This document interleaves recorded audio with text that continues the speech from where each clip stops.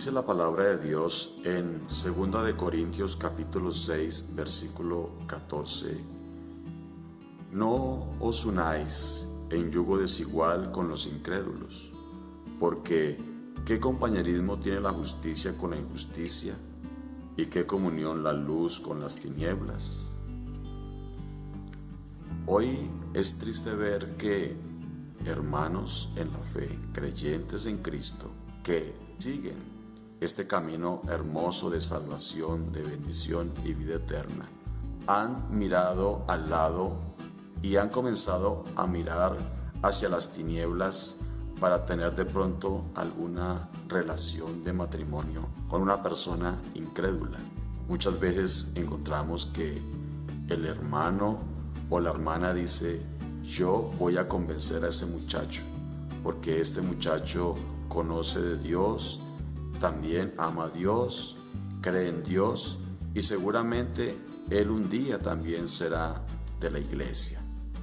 Y comenzamos a jugar con la fe en Dios, a jugar con nuestra salvación y a pretender convertir a esta persona a Cristo. Pero no nos damos cuenta que estamos dejando el evangelio a la deriva, que estamos dejando nuestra salvación quizás en las manos de alguien que no tiene la misma fe ni la misma creencia en Dios como lo tenemos nosotros. Por eso encontramos hoy jóvenes que se casan con incrédulos, se casan con personas que dicen tener a Dios o creer en Dios a su manera, y cuando ya están casados comienza el sufrimiento, porque él ya no la deja ir a la iglesia, porque ella le prohíbe. Y cuando miramos por la palabra del Señor, encontramos que por desobediencia a este mandato vienen los problemas, vienen las situaciones difíciles. Más adelante vienen hasta los divorcios. ¿Y todo por qué? Porque no se ciñeron a la palabra de Dios. Por eso claramente la Biblia dice: no os unáis en yugo desigual con los incrédulos. Aún si es una persona creyente, pero es de otra fe, de otra denominación, y no tiene la misma creencia en el único y verdadero Dios Jesucristo, no juegues con tu salvación y con tu vida.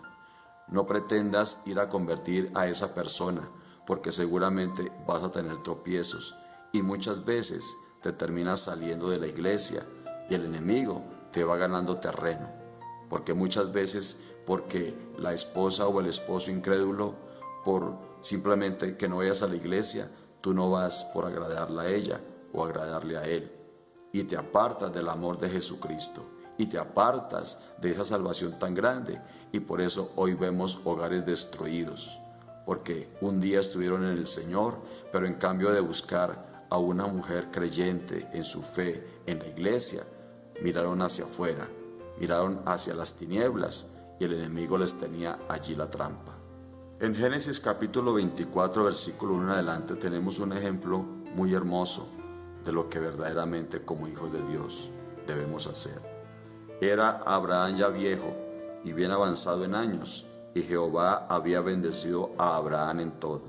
Y dijo Abraham a un criado suyo, el más viejo de su casa, que era el que gobernaba en todo lo que tenía: pon ahora tu mano debajo de mi muslo, y te juramentaré por Jehová, Dios de los cielos y de la tierra, que no tomarás para mi hijo mujer de las hijas de los cananeos, entre los cuales yo habito, sino que irás a mi tierra y a mi parentela, y tomarás mujer para mi hijo Isaac.